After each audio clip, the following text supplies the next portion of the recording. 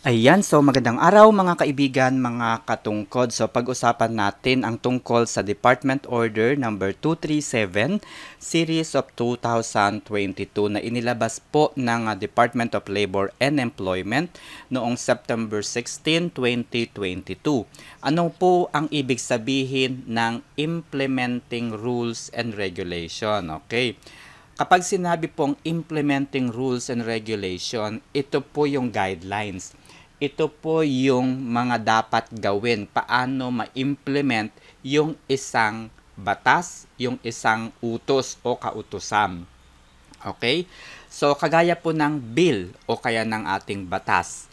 Kapag nakapag-submit po ang Kongreso ng mga bills at ito ay naging batas, hindi ibig sabihin po executory na yon o pwede nang gawin, pwede nang ipasunod, pwede nang sundin, pwede nang i-implement. Kinakailangan pong maghintay muna na lumabas yung implementing rules and regulation. Dahil yung implementing rules and regulation, ito po yung magiging gabay ng mga implementor, yung mga magpapatupad ng nasabing batas, yung mga magpapatupad ng nasabing kautusan, yun yung gagamitin nilang guidelines para masunod, mangyari at magawa yung batas o utos. Yun po yung ibig sabihin ng implementing rules and regulation. Ngayon, meron pong Republic Act na inilabas. Ito ang Telecommuting Act. Okay, ito po yung tinatawag nating work from home, hybrid, and so on so forth.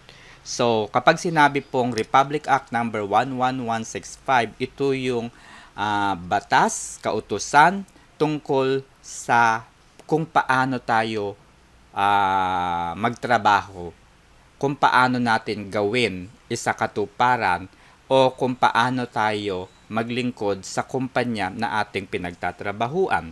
And at the same time, nakapaloob din sa Republic Act 11165 yung obligasyon naman ng kumpanya sa kanyang mga empleyado. Okay? Yun po yung pag-uusapan natin. So, napakahalaga na malaman natin to kasi hindi pwede na pirma lang tayo ng pirma. No? Kasi tayo po yung kawawa, yung bawat party, no, hindi lang employer, hindi lang mga employee yung kawawa.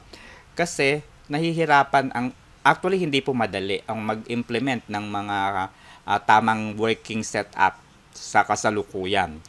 Maraming bagay na kailangang i-considera, maraming bagay yung kailangang tingnan ng kumpanya.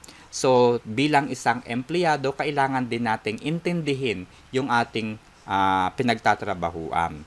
Dahil kinakailangan din nilang sumunod sa kung ano ang itinatadhana ng ating batas. Okay.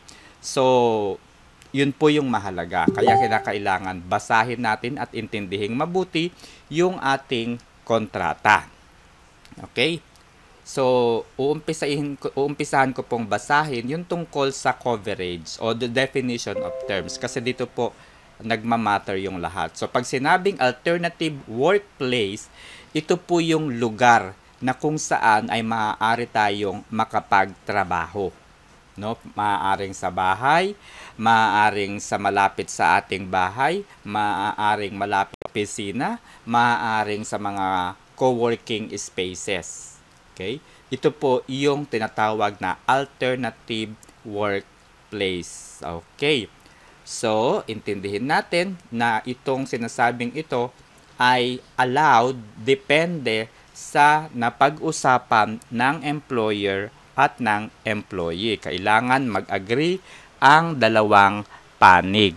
Kasi kung i-allow ng company ang work from home, ang co-working space, and so on so forth, pero hindi naman nila nakikita yung ginagawa ng kanilang empleyado, hindi nila na-monitor, ay magkakaroon po ng kawawa naman yung kumpanya.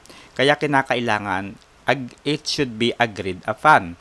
At syempre, mangyayari yon sa pamamagitan ng teknolohiya o technology. Kailangan yung kumpanya at yung empleyado na rin ay mayroong kumbaga nagmi-meet halfway. Okay, sige, meron tayong system, meron tayong mga software, meron tayong email, yan. Pero siyempre yung internet manggagaling yan, siyempre yung connectivity manggagaling yan sa empleyado. O kaya depende rin, sasabihin ng company, okay, sige, magpakabit ka ng internet, ganito yung speed na dapat mong i-connect. So ito yung benefits na makukuha mo kapag magwo-work ka from home. Okay? Yung ibang kumpanya mayroong monitoring system na nakikita yung ginagawa ng empleyado nila. Okay? So, kagaya na lamang ng Upwork.com. So, yung Upwork.com, nakikita niya yung nakikita niya yung activities sa desktop. So, in that case, kapag ganun kaganda, kagaling, kahusay yung kumpanya na monitor nila yung every minute of the day na ginagawa ng kanilang empleyado, then, i-allow nila yan. Maniwala kayo sa hindi. Posibleng maging permanent work from home. Ayan. So, hindi lamang po natin tinitignan kasi dito yung kapakanan ng empleyado. Tinitignan din po ng ating gobyerno yung siyempre yung mga kumpanya. Kailangan kumita rin sila at kinakailangang maging productive din yung kanilang operation. Diba? So, it's a give and take relationship. So, meron tayong teknolohiya. I-maximize natin. Regular workplace, ito yung old school, na sasabihin natin old school kung saan yung office nandoon. Okay? Na kinakailangang magtrabaho yung mga empleyado mismo sa opisina. Pag sinasabi naman telecommunication is a process of relaying and receiving, okay?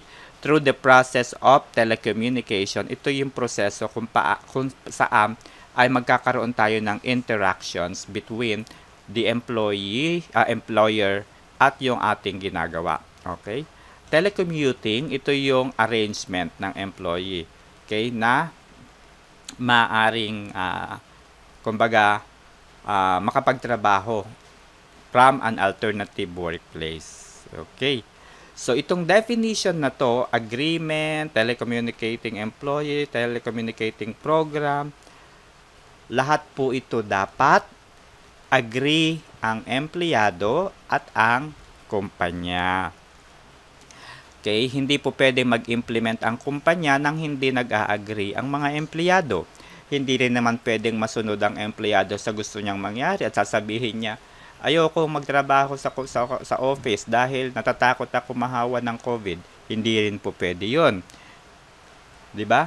Kinakailangang mayroong collective bargaining agreement. At yung collective bargaining agreement na yun, o yung tinatawag natin, depende sa nakasulat sa ating kontrata.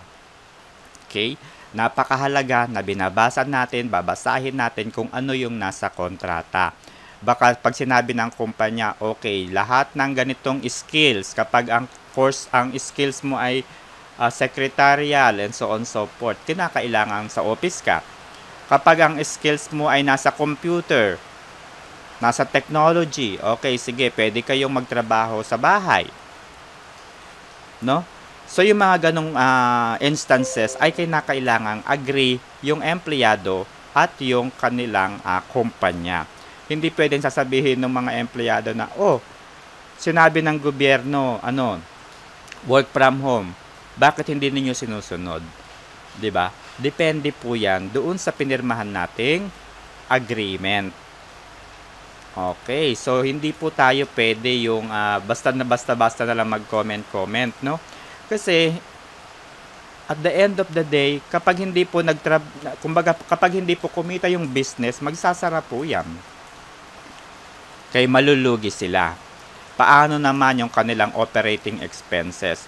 Pwede ba yung magpasahod sila ng magpasahod nang wala silang nakukuhang benepisyo from the employees? Nang wala silang nakukuhang tulong mula sa kanilang mga empleyado? So, yun po yung kinakailangan nating basahin. Huwag po tayo yung lagi na lamang tayong, sinabi ng gobyerno, sinabi ng ganyan-ganyan, sinabi ng DOLE. So, dapat din nating basahin at intindihin kung ano yung pinirmahan natin. At the end of the day, ulitin ko po, nakadepende po ang ating sitwasyon ang ating agreement sa kontrata na ating pinirmahan sa kumpanya. So napakabuti po, napakainam na basahin nating mabuti kung ano yung ating pinirmahan at kung agree ba tayo doon sa kontrata na kanilang inilatag sa atin. At the end of the day, kapag sinunod po natin yung mga pinirmahan nating kontrata, pinirmahan natin, ibig sabihin, nasa, kumbaga, obligasyon naman ng kumpanya na ibigay yung kanilang mga ipinangako na nakasulat doon sa kontrata. Okay?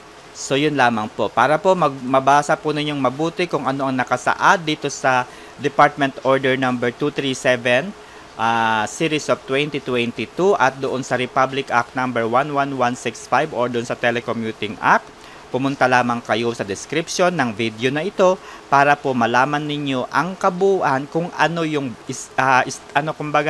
kung ano yung lahat, kung ano yung inilatag doon sa Republic Act number 11165. Thank you. Maraming salamat.